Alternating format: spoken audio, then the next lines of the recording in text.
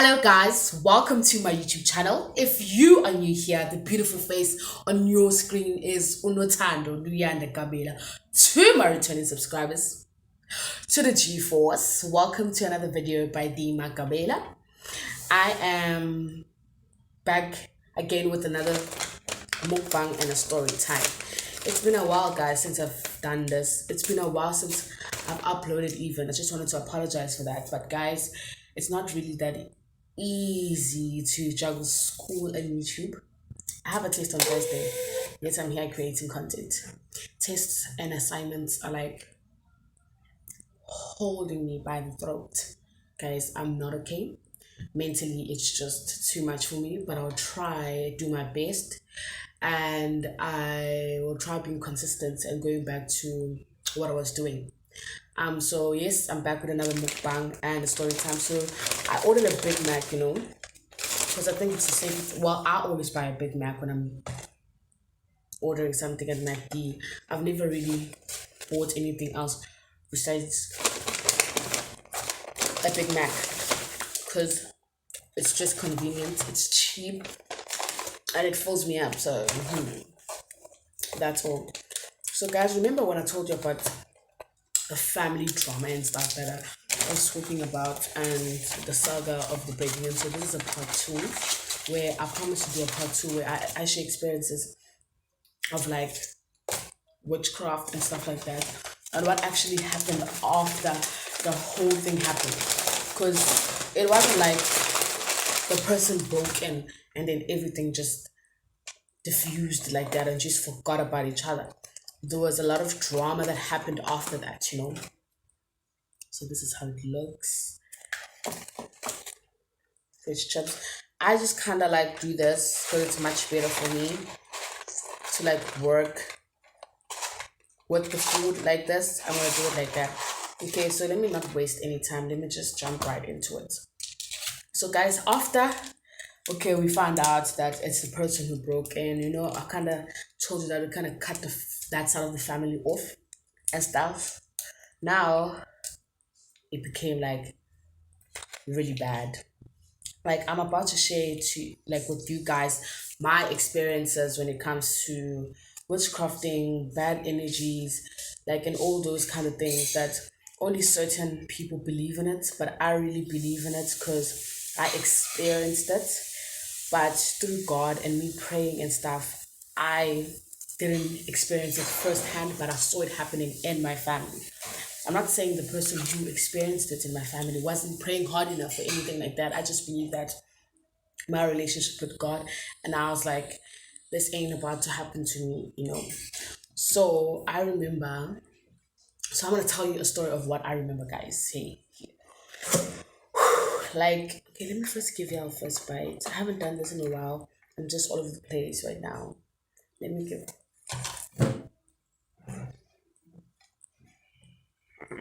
When last, you guys eat with me, have a one-on-one like this.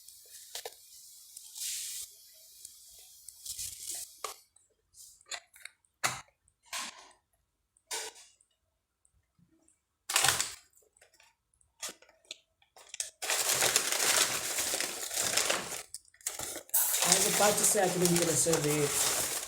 No. Okay. So let me jump right into it.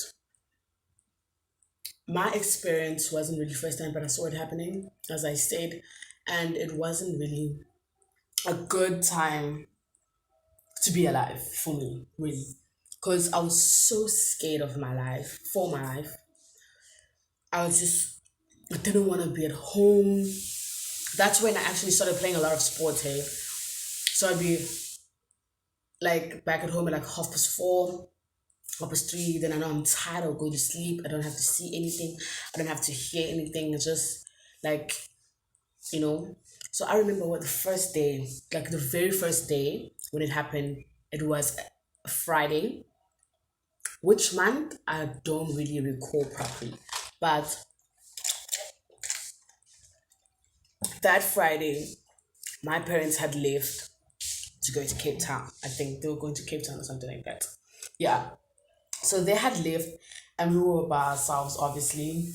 And I have a lot of siblings, so it wasn't really a train smasher if they would leave and go to like another province or anything like that. My mom didn't really like going national or anything like that and leave us at home unattended, but she would like travel around South Africa and that was fine. So I know they were not here, and my brother and I was swimming. I remember because they were not here, so we were like, we're gonna be in the pool the whole flipping day. We're gonna be swimming in the whole day because they're not here. It was almost afternoon, and I remember my brother and I were swimming, and out of nowhere, like absolutely nowhere, we see my sister going head first into the glass door. So my first reaction to that was basically, okay, here we go again, they're fighting again. Because if you are in a household full of women and stuff like that, there are those clashes and stuff like that. I was like, wait, and it started again. Now they're fighting, and then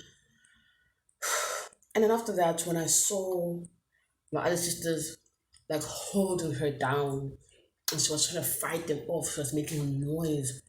But the thing is, the sounds that were coming out of her, they were not her voice, you know. And then they tell us to get out the pool. Like, no, get out the pool fast before anything happens, you know, before you guys like drown there or anything like that. So wait. Okay, so yeah, that had happened, right? Dad told us to leave the pool before we start drowning or something like that. Okay, finally get out the pool, I go change. So from the moment where I got out the pool to when I was changing in between, I didn't know what happened. But when I got back into like the living room, things were not okay. I remember like there were moments where she'd be herself, and there were moments where you see, okay, the voice that is being projected by this person is definitely not my sister, you know. And I came close to her now because they're pinning her on the ground so it wouldn't like run away and stuff. Because her whole aim was for her to run away and go wherever. I don't know. At this time, we don't even know who's behind this. I don't. Well, I didn't know. Maybe they knew, but I didn't know who was behind this and what was happening. So now they're pinning her down, right? And I come close and I look at her. Obviously, to me, I'm like, what the flip is going on? Bruh, that's where everything was like, you. And then she started talking smack. It wasn't her, okay? So how would I separate this? When I talk about my sister, she's herself, I'll say my sister. Then when she's the other person, when now the voice that's not her or the demon or whatever you want to call it, I'll just call it the D. The D. So when I came close, the D started talking. She's like, yeah. Because I was super young when this happened. So I'm pretty sure if this had to happen now, I really would not partake in it. I'll just go to my room and pray. No. Then I stepped closer to her, and then she's like, Ja, student. Ayé ní man's face or tinasna mucho. bruh, yo. And I was like, what the fuck is going on? I was like, this could not be my sister. Like the voice and her eyes would change.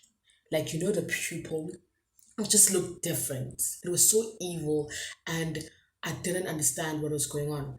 Okay, fine. So that would happen all the time. And it didn't only happen that night. That night we did not sleep.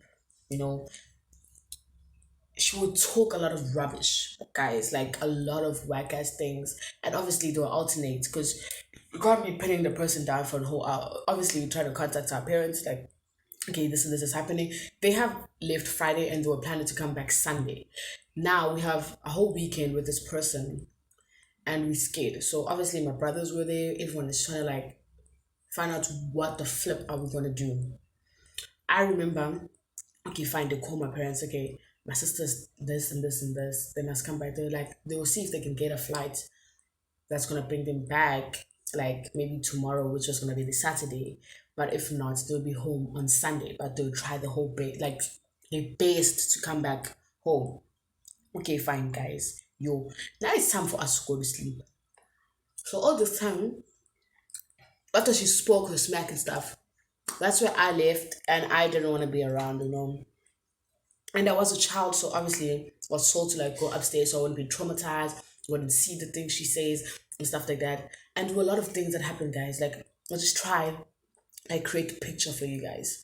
So okay, fine, now it's time to sleep, guys. When we went to sleep, they had to put like those bowels, there's these bowels that we have at home, right? They had to put bowels on her. So if she moves, they would hear and then they wake up. Because like they tied her up, arms and legs. Now this is the afternoon, right? This is in the afternoon.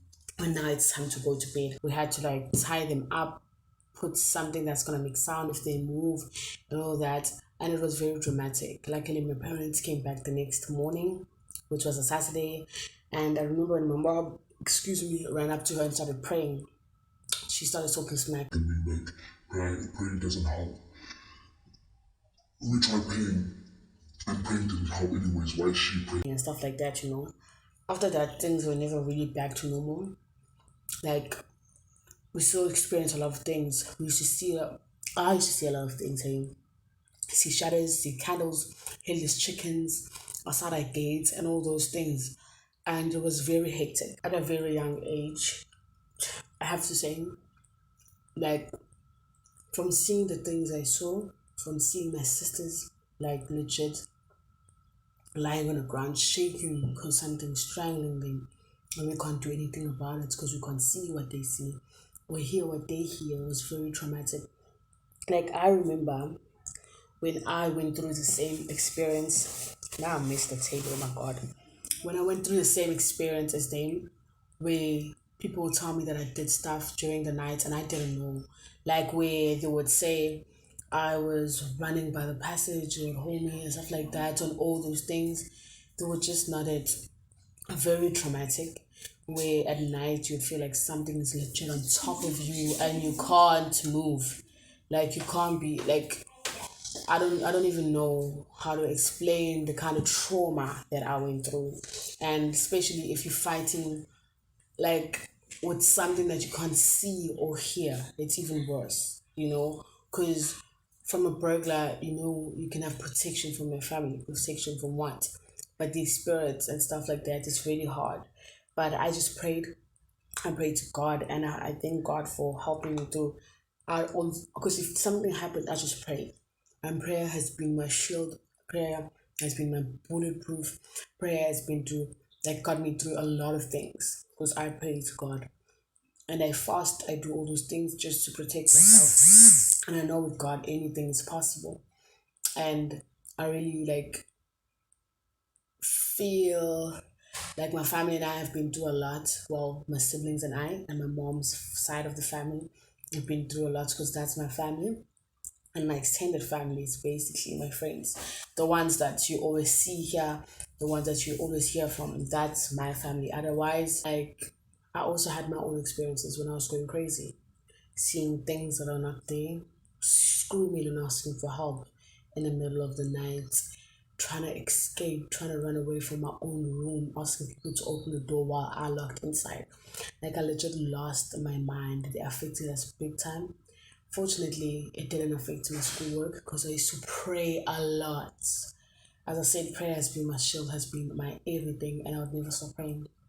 And I believe that you go through certain experiences because God is testing you, testing your loyalty. God wants to make you stronger because He's preparing you for the best. And I am so grateful for God for helping me through the situation, helping my family, because now we're in a much better place than what we were like 2 or 3 years ago. Like prior lockdown, I think lockdown kind of went and settled everything. People went broke. Maybe they didn't have money to do the shit they were doing. I don't know. But yeah, I hope you guys enjoyed. Well, yeah, enjoyed the story time. And I hope some of you can relate. Till next time, please take care. Make sure to like, share, comment, and subscribe. And yeah, I didn't finish my meal though, because it's like I just got full in the middle of telling the story because I was so full of it.